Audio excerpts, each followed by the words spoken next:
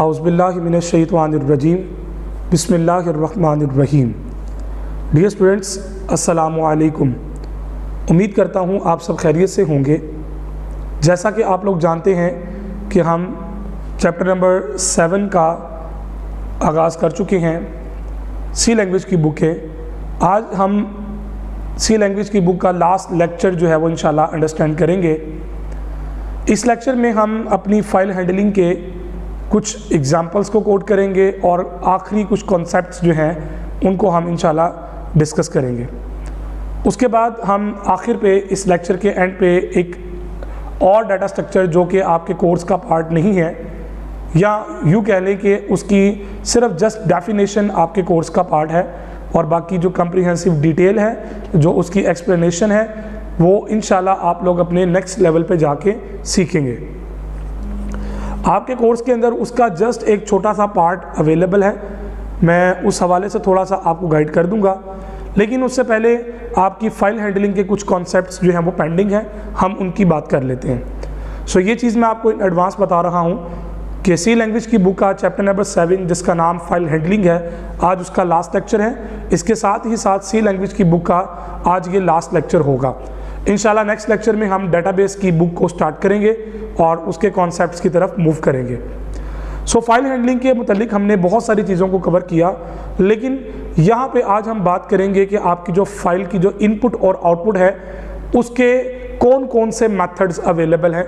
Input और output से मुराद ये है कि अगर आप फाइल पे लिखना चाहते हैं या फाइल से रीड करना चाहते हैं, तो रीड करेंगे तो it's mean that is your input. Output है जो आप रीड कर रहे हैं, और जो आप लिखना चाह रहे हैं दैट इज़ योर इनपुट, जो आप उसको दे रहे हैं दैट इज़ योर राइटिंग। तो आपकी इनपुट और आउटपुट जो है वो किस किस तरह की जा सकती है, तो ये 3 तरह के डिफरेंट मैकेनिज्म्स अवेलेबल हैं। सी लैंग्वेज में ये 3 तरह के डिफरेंट मैकेनिज्म्स अवेलेबल हैं। उनमें पहले नंबर पे हमारे पास जो मेथड है वो है करैक्टर इनपुट आउटपुट। अब करैक्टर इनपुट आउटपुट से मुराद क्या है कि हम फाइल को रीड या राइट करते हैं करैक्टर एट अ टाइम, यानी कि एक वक्त में एक करैक्टर को या तो हम रीड करेंगे या हम राइट करेंगे। तो करैक्टर बाय करैक्टर जो डीलिंग होती है इसे हम करैक्टर इनपुट आउटपुट के साथ डील करेंगे। सो इन सी लैंग्वेज इनपुट और आउटपुट और रीडिंग या राइटिंग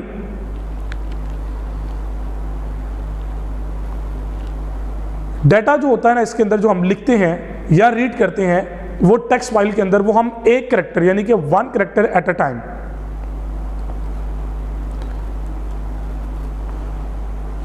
तो हम जो क्लास के अंदर एक प्रोग्राम के अंदर जो सी लैंग्वेज के हम फाइल हैंडलिंग को डील कर रहे हैं, और अगर आपकी कोई ऐसी फाइल है जिसके अंदर आप करैक्टर बाय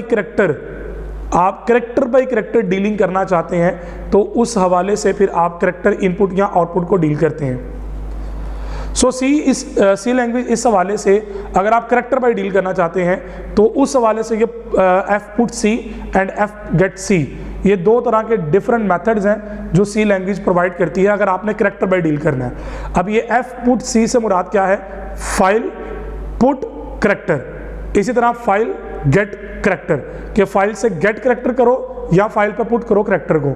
तो पुट या गेट करने के लिए अगर आप करैक्टर बाय करैक्टर डील करते हैं तो उसे हम फिर जो है वो करैक्टर इनपुट या आउटपुट के साथ मैच कर लेते हैं।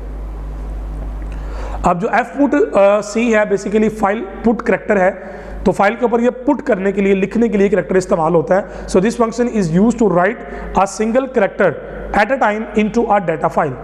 तो आपकी डाटा फाइल के ऊपर एक वक्त में एक करैक्टर को अगर आपने लिखना है, एक वक्त में एक करैक्टर आपने लिखवाना है ना, तो उसके लिए फिर आप जो है वो एफ पुट सी का मेथड इस्तेमाल करेंगे। सो this function is declared in the header file stdio.h। तो ये stdio.h की हेडर फाइल में पहले से मौजूद है, आपको कोई और अलग से हेडर फाइल इंक्लूड करने की ज़रूरत नहीं है। उसी stdio.h के अंदर एक फंक्शन है fputc के नाम से, आप उसको इस्तेमाल करके राइटिंग कर सकते हैं अपनी डाटा फाइल के ऊपर single character at a time. So the data file must be open in output mode for use this function. अगर आप इस फंक्शन को यूज करना चाह रहे हैं तो लास्ट लेक्चर में हमने ओपनिंग के मूड को स्टडी किया था, तो आपको पता होना चाहिए कि आपका जो मूड है वो आउटपुट यानी कि राइटिंग के मूड में होना चाहिए या अपेंड के मूड में होना चाहिए। तो राइटिंग का फंक्शन अवेलेबल होगा, राइटिंग मूड इनेबल होगा तो ये उस पर लिख सकेगा, अदरवाइज ये वहां पर राइटिंग उसको अलाउ नहीं होगी। सो इसका जो जनरल सिंटैक्स है वो लिखने का वो क्या है, एफ पुट सी, ब्रैकेट के अंदर दो चीजें हैं, एक करैक्टर है और एक एफपी है। अब एफपी के बारे में तो आप पहले से जानते हैं, अब एफपी के बारे में तो आप पहले से जानते हैं, जो कि क्या है, एक फाइल पॉइंटर है जो इंडिकेट करता है उस पॉइंटर को जो एसोसिएट होता है आपकी डाटा फाइल के साथ। तो इस एफपी के कीवर्ड को तो आप जानते हैं, याद रखिएगा ये एफपी का कीवर्ड मैंने जो बोला ना, इट डजंट मीन कि ये हर दफा एफपी ही लिखा जाएगा, आप इसकी जगह कोई भी करैक्टर यूज कर सकते हैं, इसकी जगह कोई भी नाम जो है वो फाइल पॉइंटर का यूज कर सकते हैं। अब नंबर 2 पे यहाँ पे जो करैक्टर है ना, ये इंडिकेट करता है एक सिंगल करैक्टर को, that is to be written into the data file. अब ये कोई वेरिएबल भी हो सकता है, कंसोल से इनपुट लेके आके भी डायरेक्ट आप पास कर सकते हैं। किसी वेरिएबल में स्टोर कर, आपने कंसोल पे लिखा ना गेट ch, तो गेट करैक्टर करवा के आपने वेरिएबल में स्टोर करवाया, अब ये वो वेरिएबल भी यहाँ पास कर सकते हैं। किसी पहले से किसी वेरिएबल में करैक्टर पड़ा हुआ था वो पास कर सकते हैं, लेकिन याद रखें यहाँ पे करैक्टर से मुराद एक सिंगल करैक्टर होगा, वो किसी भी फॉर्मेट में आप पास करेंगे। At the time of fputc अगर डायरेक्ट आपने करैक्टर पास करना तो फिर सिंगल कोड में आपको लिखना पड़ेगा, और अगर आपने वेरिएबल यूज करना है तो फिर जस्ट आप वेरिएबल का नाम यूज कर लें। इसी तरह इसका अल्टरनेटिव जो फंक्शन है वो है एफ गेट सी, वो लिखने के लिए है, ये रीड करने, गेट करने के लिए यानी कि रीड करने से रिलेटेड है। So this function is used to read a single character at a time into a data file. तो डाटा फाइल के ऊपर एक वक्त में एक कैरेक्टर को उठाने के लिए, रीड करने के लिए हम फिर एफ गेट सी को इस्तेमाल करते हैं। वो फुल फॉर्म क्या है जी, फाइल गेट कैरेक्टर, का फाइल से कैरेक्टर को गेट करना है। अब इस कैरेक्टर को गेट करने के बाद आपने कहीं ना कहीं स्टोर करवाना होता है, ठीक है, वो अभी फॉर्मेट की बात मैं करता हूं। सो this function is also declared in header file stdio.h। आपको अलग से किसी और फाइल को इंक्लूड करने की जरूरत नहीं है, जस्ट आप stdio.h, चुके हर प्रोग्राम में इंक्लूड होती है, आप जस्ट उस फंक्शन को कॉल करके अपना काम इस्तेमाल कर सकते हैं। सो इंपॉर्टेंट चीज जो यहां बताना जरूरी है वो क्या है, the data file must be open in reading mode और input mode to use this function. अब रीडिंग मोड से मुराद पता क्या है कि रीड करने के अंदाज में हो, इनपुट मोड से मुराद क्या है कि जनाब वो इनपुट एक्सेप्ट करने के मूड में हो, आपका प्रोग्राम इनपुट फाइल से इनपुट रीड करने के मूड में हो। ये इनपुट रीडिंग मोड फाइल के हवाले से है। यहां पे थोड़ी सी कंफ्यूजन स्टूडेंट्स अक्सर क्रिएट कर लेते हैं। देखिए बेटा जी, इनपुट दो तरह की होती है, एक होती है फाइल से इनपुट लेना, एक है फाइल को इनपुट देना। So both are different things. मैंने स्टार्टिंग में जो बात की है वो फाइल को इनपुट देने की बात की है, और यहां से फाइल से इनपुट ले रहे हैं जो कि एक्चुअली हमारी रीडिंग है। सो इसको जो लिखने का तरीकाकार है वो बड़ा सिंपल है, एफ गेट सी। इसके अंदर सिर्फ फाइल पॉइंटर आएगा, वो एक कैरेक्टर कोई सा भी उठा के ना, रैंडमली नहीं, तरतीब से स्टार्टिंग से कैरेक्टर उठाएगा और वेरिएबल में स्टोर कर देगा। VAR ये वो वेरिएबल है जहां पे ये स्टोर करेगा।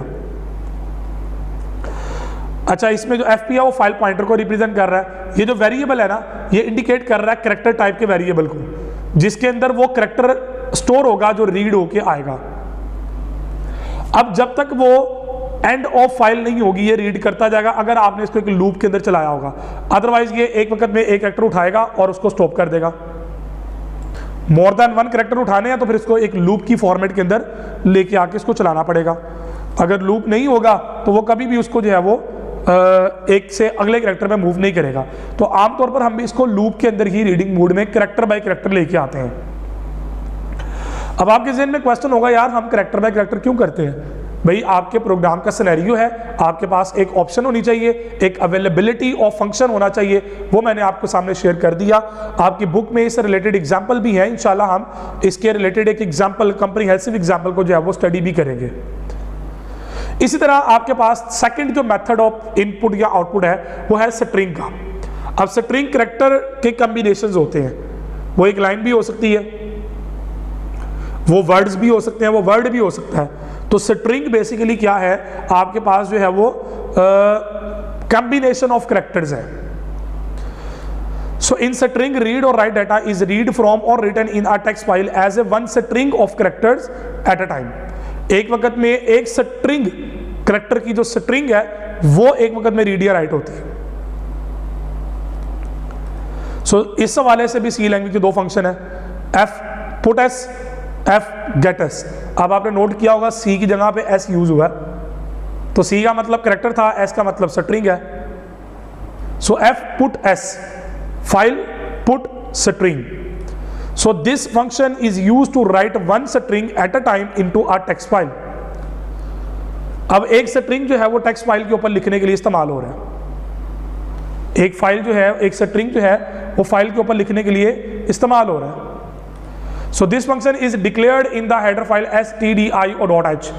ये वाला जो फंक्शन है वो stdi.h के अंदर पहले से मौजूद है, आपको अलग से किसी और हेडर फाइल को यूज करने की जरूरत नहीं है, जस्ट इसी को आप यूज करते हुए अपना fputs का फंक्शन जो है वो इस्तेमाल कर सकते हैं। इंपॉर्टेंट बात जो इसके वाले से वो क्या है, the data file must be open in output mode to use this function.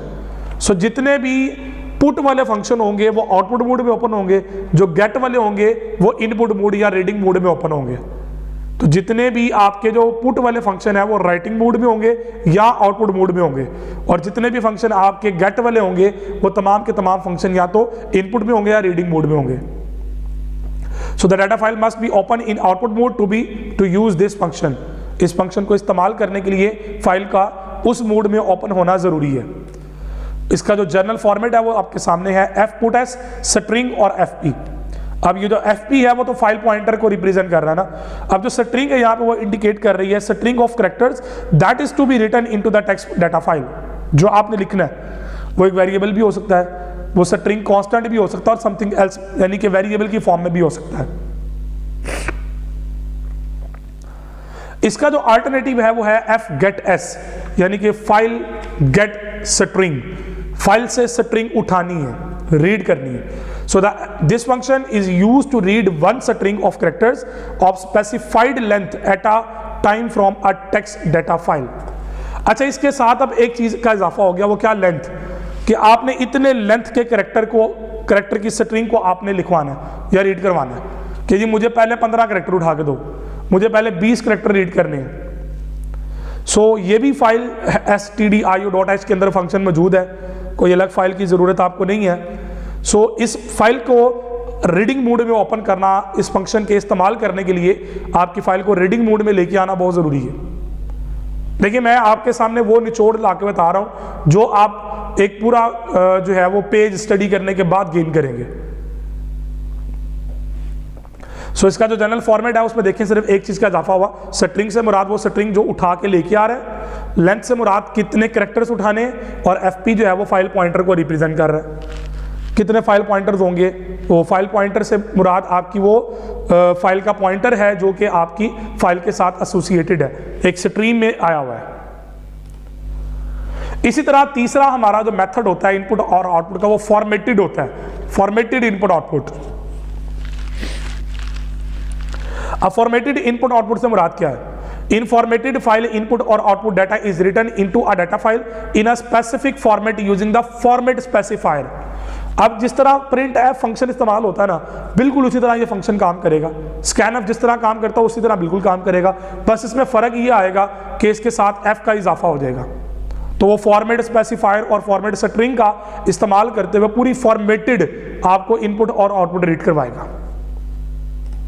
Similarly, the data is read from the formatted data file in the manner in which it is stored, कि जिस manner में वो store है उसी manner में उठा के वो लेके आएगा। Format specifiers are also used to read the data, data को रीड करने के लिए आप जो है वो फॉर्मेट स्पेसिफायर्स का भी इस्तेमाल कर सकते हैं। सो सी लैंग्वेज इस हवाले से जो फंक्शन प्रोवाइड करता है वो दो फंक्शन है, एक प्रिंट एफ है वो, और एक एफ स्कैन एफ है। तो मैंने जैसे कि आपको पहले भी बताया कि प्रिंट एफ और स्कैन एफ फंक्शन सिमिलरली यहाँ पे इस्तेमाल हो रहे हैं, लेकिन उनके साथ एक एफ का कीवर्ड है जो बता रहा है file print F function. So this function is used to write data into a data file in a specified format. अब वो स्पेसिफाइड फॉर्मेट क्या है, वो जो भी आपका फॉर्मेट स्ट्रिंग आप यूज कर रहे हैं उसके मुताबिक है। So it is similar to the print F function. ये बिल्कुल printf फंक्शन की तरह होता है and use the same format specifier. वही तमाम प्रॉपर्टीज जो printf की हैं वही तमाम प्रॉपर्टीज इस fprintf की भी हैं। So the general syntax of this function is as आपके सामने है, fp फाइल पॉइंटर को रिप्रेजेंट कर रहा है, फॉर्मेट स्ट्रिंग ये वही %d और %c और वही फॉर्मेट स्ट्रिंग जो कि आपने printf में इस्तेमाल की है, वो तमाम फॉर्मेट स्ट्रिंग्स वही हैं और आर्गुमेंट से मुराद वो तमाम वेरिएबल्स हैं जो इस फॉर्मेट स्ट्रिंग में यूज होंगे। यानी कि इसके अंदर अगर आप देखिए तो fp निकाल दे तो सारा printf फंक्शन ही है। तो fp बेसिकली फाइल पॉइंटर को रिप्रेजेंट करता है। इसका जो अल्टरनेटिव है वो fscanf फंक्शन है। अब ये जो fscanf फंक्शन है बेसिकली ये फाइल स्कैनफ फंक्शन है। This function is used to read data from a data file in a specified format. वो स्पेसिफाइड फॉर्मेट स्पेसिफाइड के अकॉर्डिंगली यूज होगा। So it is similar to the function scanf and use the same format specifiers. वही तमाम format specified जो कि printf में इस्तेमाल हो रहे हैं वही तमाम scanf में इस्तेमाल हो रहे हैं, वही fscanf के अंदर भी यूज हो रहे हैं। कोई चेंजिंग्स नहीं है, कोई तब्दीली नहीं है सिवाय इस बात के कि इसमें fp यूज हो रहा है, फाइल पॉइंटर। सो इसका जो जनरल सिंटैक्स है वो आपके सामने है। fp रिप्रेजेंट कर रहा है फाइल पॉइंटर को, फॉर्मेट स्ट्रिंग वही फॉर्मेट स्ट्रिंग है जो कि आपकी scanf के अंदर यूज होता है और ये आर्गुमेंट की लिस्ट भी वही उसी तरह ही है जिस तरह आपके scanf के अंदर इस्तेमाल होता है।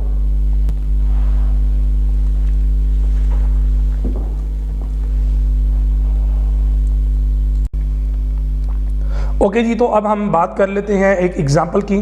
तो मैंने आपको 3 डिफरेंट मेथड बताए हैं। इसी तरह आप 3 डिफरेंट मेथड्स में से जिसकी एग्जांपल कोड करना चाहें आप कर सकते हैं। तो मैं यहाँ पे एक एग्जांपल कोड करवा दूंगा जिसके अंदर आपको मैं एक फॉर्मेटेड वे के अंदर जो है वो फाइल से लिखना और रीड करना मैं आपको बता देता हूँ। लेकिन ये प्रोग्राम बड़ा सिंपल है। वो कहता है जी write a program that reads data from data file student.txt। आपने प्रोग्राम लिखना है जो फाइल से रीड करेगा in the format given below and print on the screen. तो जनाब वाला सबसे पहले आपको एक फाइल बनानी है। तो फाइल बनाने के लिए मैं एक फोल्डर ले लेता हूँ, उसके अंदर एक फाइल बनाता हूँ। न्यू पे जाएं तो टेक्स्ट फाइल को मैं नाम दे देता हूँ स्टूडेंट। ये ऑटोमेटिकली टेक्स्ट फाइल होगी तो इसको आपको .txt लिखने की ज़रूरत नहीं है। तो इस फाइल को ओपन करें। इसके अंदर जो डाटा आपने देना है फॉर एग्जाम्पल जी अली, और इसी तरह आप इसके अंदर जो है वो डाटा प्रोवाइड कर दें। आपने मोर देन 1 देना है, फॉर एग्जांपल के जी कामरान, और 78, 98 और 99। इसी तरह आपने जितना इसमें डाटा देना है वो देते जाए। मैं फिलहाल अभी 2 का डाटा इसमें दे के सेव कर देता हूँ। तो स्टूडेंट के नाम से फाइल बना दी। अगर ये फाइल नहीं होती मिसाल के तौर पर तो वो एरर देगा। तो जनाबे वाला हमने ये फाइल बना ली। तो हम अभी मैं एक्सपेरिमेंट भी करवाऊंगा कि फाइल को अगर डिलीट कर दिया जाए तो फिर वो क्या इशू होगा। तो जनाब हम स्टार्ट करते हैं जी। अपना एडिटर ओपन करेंगे। सो एडिटर ओपन करने के बाद आपने इसके अंदर जो है वो एक न्यू ब्लैंक फाइल बना लें। अच्छा, 2 बातें आपने ख्याल रखना है कि आपका जो फाइल है वो सेम लोकेशन पे होनी चाहिए। सो मैं इसको सबसे पहले सेव कर लेता हूँ। सो मैं इसको फाइल के नाम से मैंने एक फोल्डर बनाया हुआ है। इसके अंदर मैं जो है वो माई प्रोग्राम pro.c के नाम से मैं इसको स्टोर कर लेता हूँ। लें जी, बड़ा सिंपल है काम। यहाँ पे आपने अपना प्रोग्राम स्टार्ट करना है। #include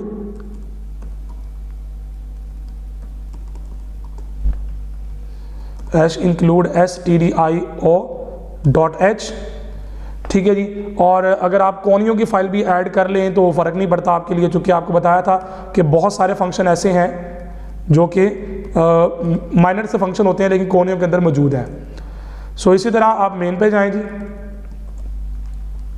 अब इसके अंदर हमने सबसे पहले क्या करना है जी, अपनी फाइल को ओपन करना है।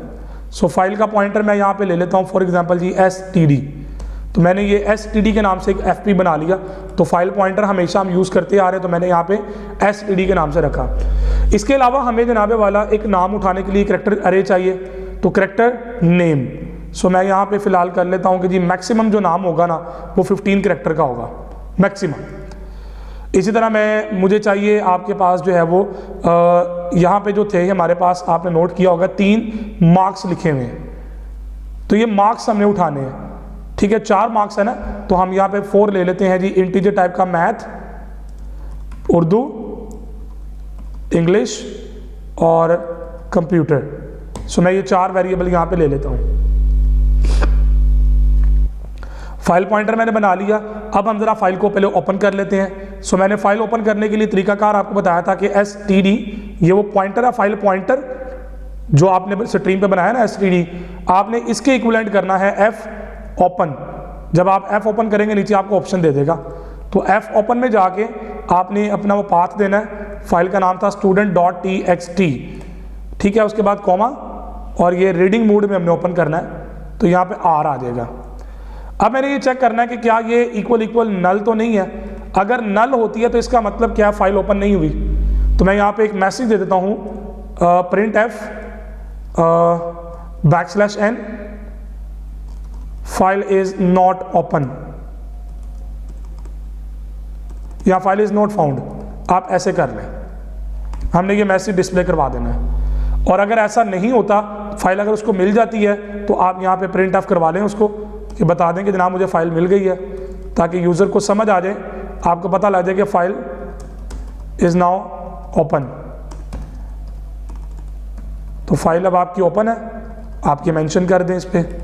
ले जी, इतना प्रोग्राम, सिर्फ इतना प्रोग्राम टेस्ट करके देखते हैं कि हमारे साथ क्या होता है। सो देखें जी, वो कहता है कि जी आपका file is now open. Clear है जी। अब मैं जाता हूँ वापस यहाँ पे, ये फाइल को मैं डिलीट करता हूँ, स्टूडेंट वाली फाइल को।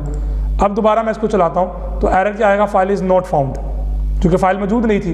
तो ये एक चेक पॉइंट मैंने आपके सामने रख दिया, जिससे आप चेक कर सकते हैं कि आपकी फाइल ओपन हुई या नहीं हुई। सो देखिए, file is now open, file opening है। तो यहाँ से आप चेक कर सकते हैं कि आपकी फाइल ओपन होती है या नहीं होती। ठीक है जी, ओके जी। अगला काम अब हमने करना जो है ना, वो हमारा काम है रीडिंग का। तो रीडिंग के लिए हमने देखें, इसको यहाँ पे R लिखा, इसका मतलब क्या है, हम रीडिंग मोड में है। ठीक है जी। अब यहाँ पे मैंने कहा था कि हम कैरेक्टर बाय कैरेक्टर का रीड करते हैं, स्ट्रिंग बाय स्ट्रिंग रीड करते हैं, या फॉर्मेटेड फॉर्मेट में करते हैं। इन तीनों सूरतों के अंदर हमें जो है वो लूप चलानी पड़ेगी। तो मैं एक लूप लगाता हूँ वाइल, और इस लूप के अंदर मैं कहता हूँ f scan, f file scan होगा, इसके अंदर जो std है कॉमा। अब उसके बाद मैं यहाँ पे दे रहा हूँ, पहले फाइल पॉइंटर आ गया, अब मैंने उसके कांस्टेंट कैरेक्टर देने हैं। एक कहता हूँ पर्सन s, उसका नेम होगा। इसी तरह आपके पास जो है वो एक पर्सन d मैथ का सब्जेक्ट है। इसी तरह आपके पास जो है वो एक उर्दू का होगा। उसके बाद एक आ जाएगा पर्सन d, फिर आ जाएगा पर्सन d, एक मैथ हो गया, एक उर्दू आ गया, उसके बाद इंग्लिश आ गया, और उसके बाद आ गया कंप्यूटर। तो ये चारों हमने यहाँ पे दे दिए।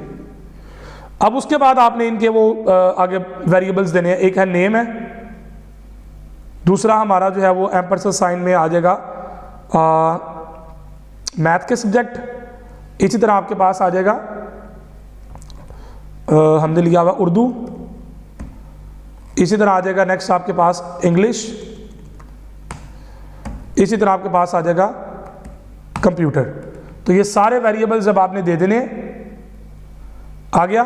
उसके बाद अब यहाँ पे जो असल काम है वो यहाँ पे है, आपने कहा जी वाइल, जब तक के ये आप रीड कर रहे हैं और जब तक के ये नॉट इक्वल EOF यानी कि एंड ऑफ फाइल नहीं होता, जब तक एंड ऑफ फाइल नहीं होती तब तक आप इसको लूप के अंदर घुमाते रहो। अब यहाँ पे ये EOF नॉट इक्वल, ये सारी तमाम वो चीज़ें हैं जो ऑलरेडी आप लोग जानते हैं। सो ये हमने fscanf का फंक्शन यूज़ किया है जो बिल्कुल आपके scanf की तरह रीड करेगा। ठीक है जी। तो अब यहाँ पे 1 2 3 4 5 चीज़ें उसने उठानी है ना, तो पांचों वो उठा लेगा। अब इसके अंदर आपने स्क्रीन पे इसको रिजल्ट भी दिखाना है, प्रिंट एफ। अब आपने इसको दिखाना है। अब परसेंटेज में आ गया ना, पर्सन -15, ठीक है। उसके बाद एस, ये मैं फॉर्मेट यूज कर रहा हूं, यहां पे आपको पता होना चाहिए। 5D पर्सन 5D, मैं ये स्पेसिस दिलवाना चाह रहा हूं ना बीच में, आप \t यूज कर ले। लेकिन \t यूज करने से पता क्या होना है कि वो कोई नाम आगे जा रहा है कोई पीछे जा रहा है। इससे होगा ये कि वो एक ऑर्डर के अंदर सारे आएंगे। मैं अभी आपको इसका एक्सपेरिमेंट करवा दूंगा। सो 5D 1 2 3 और एक और अभी रहता है 5D। इसके बाद एक नई लाइन, सो यहाँ पे आ गया नेम, उसके बाद आ जाएगा मैथ, उसके बाद आ जाएगा उर्दू, इंग्लिश और उसके बाद कंप्यूटर। तो ये तमाम आपने वेरिएबल्स के नेम वन बाय वन दे दिए। अब ये सारा जब प्रिंट करवा लेगा, या आप यूं कह लें कि आप यहाँ पे एक मैसेज दिलवा दें, print F \n start printing from file. तो ये एक मैसेज दिखा दिया कि जी स्टार्ट हो चुकी है। सो इसी को मैं कॉपी करता हूँ और यहाँ पे दोबारा पेस्ट कर देता हूँ। जब लूप खत्म होगी तो मुझे पता होना चाहिए कि जनाब ये एंड हो चुका है, एंड प्रिंटिंग फ्रॉम फाइल। ठीक है जी। अब ये सारा काम आपने कर लिया। आखिर पे एक काम जो है वो एफ क्लोज के नाम से है फंक्शन, कि आपने इसको क्लोज भी करना है। फाइल क्लोज नहीं करेंगे तो वो प्रॉब्लम क्रिएट करेगा। अभी मैंने इसके अंदर कुछ एरर्स छोड़े हैं। नहीं जी, वो एरर क्या है, एक ही एरर यहाँ पे था, वो फाइल पॉइंटर std। सो जी std यहाँ पे दे दिया। ले जी चलाते हैं। ले जी फाइल के अंदर जो जो था उसने डाटा उठाया। अब फोर्थ वन चूंकि था नहीं रिकॉर्ड हमारे पास, तो इसलिए उसने जो है वो गार्बेज डाटा उठाया। सो मैं एक बार दोबारा फाइल को ओपन करता हूँ। सो देखें ज़रा, ये देखें फोर्थ वन डाटा हमने दिया ही नहीं था यहाँ पे 77, और यहाँ पे आ जाएगा 45। इसी तरह मैं देता हूँ जी नबील 43, 54, 34 और 56, 4 दे दिए। अब मैं इसको बंद कर देता हूँ फाइल को। फाइल बंद करना मत भूलिएगा अगर आपने इस तरह की एडिटिंग करनी है तो। देखें जी स्क्रीन पे आपको बड़े खूबसूरत तरीके के अंदर फॉर्मेटेड स्टाइल में आपको जो है वो सबके मार्क्स और रिकॉर्ड शो हो रहा है। अब आप देख लें आपके सामने है वो सारा रिकॉर्ड आ रहा है। अच्छा, यहाँ पे थोड़ा सा इसके अंदर डेकोरेशंस आप ऐड करना चाहते हैं तो आप कर लें। इसको 15 की जगह पे आप ले लें जी, फॉर एग्जांपल के जी 5, सिर्फ 5 कैरेक्टर अलाउ करने हैं तो देख लें 5 कैरेक्टर में वो डील करेगा आपके सामने। तो इस तरह ये थोड़ा डेकोरेशन खराब होगी, सबका एक जैसा रहेगा ना स्टाइल, तो वो उसके अकॉर्डिंगली वर्कआउट करेगा। सो इस तरह आप डिफरेंट प्रोग्राम्स को ट्राई करके अपने जो है वो कॉन्सेप्ट्स को मैच्योर कर सकते हैं। ले जी उसके बाद हमारा जो लास्ट इस बुक का, सी लैंग्वेज की बुक का जो लास्ट हमारा टॉपिक है वो है अरे। अब अरे बेसिकली है क्या? अरे का उर्दू मतलब होता है लड़ी। अगर आपके पास मोर देन वन वेरिएबल आपके पास, फॉर एग्जांपल के जी आप यूं समझ लें कि जैसे आपके पास क्लास के अंदर 50 स्टूडेंट है, आप 50 स्टूडेंट्स के नाम को स्टोर करवाना चाहते हैं, क्या करेंगे? 50 डिफरेंट वेरिएबल स्टोर करवाएंगे। ठीक है, शायद बना लें आप, क्योंकि आपके पास इसके अलावा और कोई सोल्यूशन नहीं है। थिंक अबाउट इट कि अगर आपके पास 1000 डिफरेंट नाम स्टोर करवाने हों तो आपके लिए एक बहुत बड़ी मुसीबत बन सकती है। तो सी लैंग्वेज के अंदर एक कॉन्सेप्ट है जिसे हम कहते हैं अरे।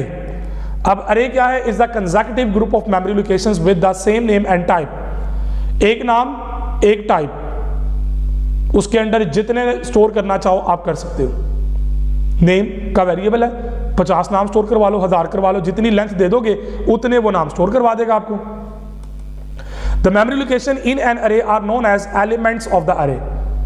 जितनी भी लोकेशंस होंगी उसके अंदर वो अरे की वो तमाम उसके एलिमेंट्स कहलाएंगे। The total number of elements in the array is called the size of the array और इट्स लेंथ। लेंथ भी कहते हैं, साइज भी कहते हैं। मतलब 10 नाम स्टोर किए तो 10 लेंथ हो गई, 20 नाम स्टोर किए तो 20 लेंथ हो गई। A string is an array of character। हमने बात की थी ना स्ट्रिंग की, it's a array of characters। तो characters की array है। तो array बेसिकली क्या है? एक लड़ी है जिसके अंदर मल्टीपल आपके जो है वो आइटम्स एक ही नाम के अंदर एक ही किस्म के नाम सारे एक जगह पे स्टोर हो जाते हैं। Each element in the array is accessed by specifying the name of the array and its position number in the array। एक तो array के अंदर उसका पोजीशन नंबर और एक उसका नाम, ये दो चीजें देके आप उसे एक्सेस कर सकते हैं। This position number is called index और सबस्क्रिप्ट। इसे इंडेक्स या सबस्क्रिप्ट कहते हैं। The index is written within square brackets with the name of array. Array के नेम के साथ स्क्वायर ब्रैकेट के साथ आप इसको लिखते हैं। So the index must be an unsigned integer value. और याद रखना आपने कि ये हमेशा अरे 0 से स्टार्ट होती है, हमेशा अरे 0 से स्टार्ट होती है। मिसाल के तौर पर आपने 5 एलिमेंट की अरे बनाई है ना, तो 0 to 4 ये होंगे 5वां नल कैरेक्टर होगा जो अरे के लिए आइडेंटिफिकेशन होगा कि अरे यहाँ पे एंड हो चुकी है। अरे की जनाब दो किस्में होती हैं, एक 1 डायमेंशनल होती है, एक 2 डायमेंशनल होती है, जो कि आपके कोर्स में बस यहाँ तक बातें हैं, लेकिन मैं थोड़ा बहुत इनको एलैबोरेट करके एक एग्जांपल आपके सामने कोट करवा देता हूँ। सो 1 डायमेंशनल अरे एक लीनियर अरे होती है या एक लिस्ट होती है। इट कंसिस्ट ऑफ ओनली 1 रो और 1 कॉलम, एक लाइन या एक कॉलम, एक रो या एक कॉलम कह लें, कितार कह लें, ये करे है। For example the temperature of each day of a month is stored in an अरे, एक अरे में स्टोर कर रहे हैं। अब इसके अंदर नाम उसका मंथ है, टेम्परेचर है, अरे का नेम है टेम्परेचर, या डे रख लो, day 0, day 1, day 2, day 3, day 4 and so on. अब उसके अंदर टेम्परेचर स्टोर करवा लो हर डे का। जैसे the name of array is day and its elements are day 0, day 1, day 2। आप डे 0 के बजाय 1 से स्टार्ट करवा लो, 31 तक ले जाओ। तो जिस डेट का आपको चाहिए वो डेट में नंबर एंटर करो, उस डेट का टेम्परेचर आपके सामने आ जाएगा। इसी तरह 2 डायमेंशनल अरे होती है। अब 2 डायमेंशनल अरे एक मैट्रिक्स अरे होती है। आपने मैट्रिक में मैट्रिक्स पढ़े होंगे, कालब उर्दू में कहते हैं कालब। तो मैट्रिक्स की ए रो और कॉलम दोनों कंबाइन होते हैं। So it consist of combination of row and column, एक रो और एक कॉलम दोनों चीजें। For example the highest and lowest temperature of each day of a month is stored in 2D array. उसको नाम दे दिया डे का। अब डे का लो और डे हाई ये उसके मुताबिक चल रहे हैं। अब यहां पे एग्जाम्पल प्रोग्राम मैं आपके सामने ऐड कर देता हूं। एक नई फाइल खोल लेते हैं जी।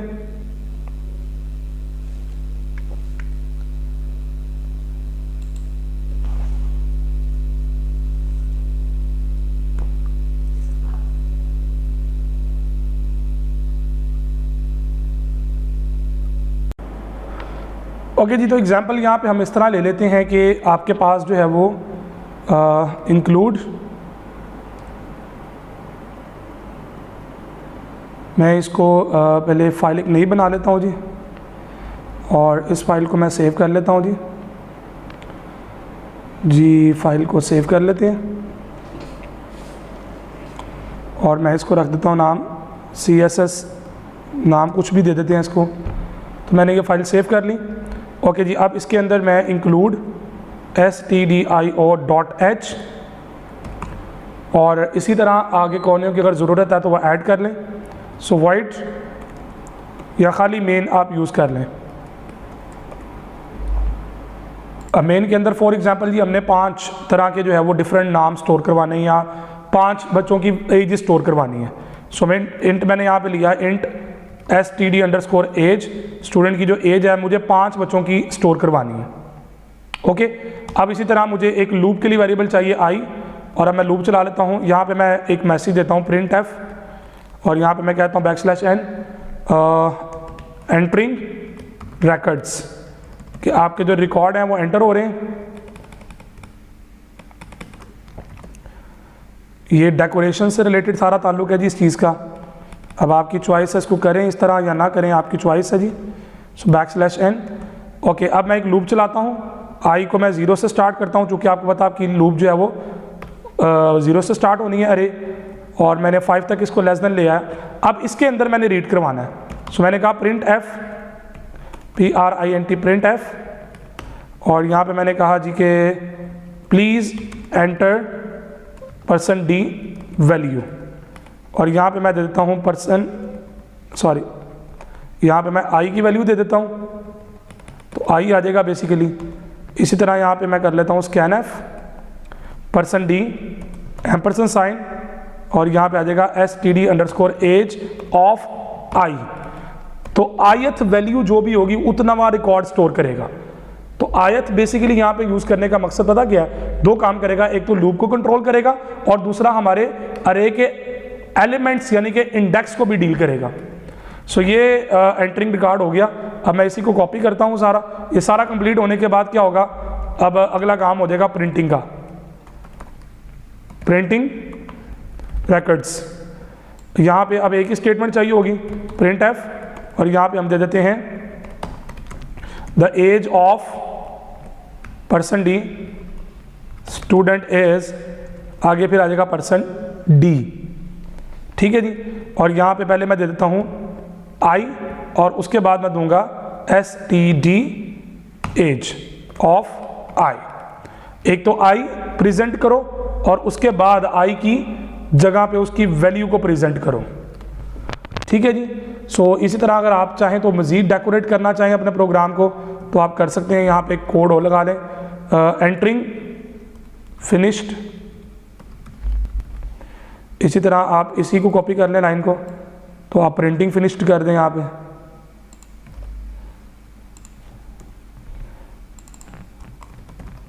Printing finished. ले जी अब इसको चलाते हैं, देखें इसके अंदर कोई अगर एरर है तो बताएगा, अदरवाइज वो कंपाइल करके इसको एग्जीक्यूट कर देगा।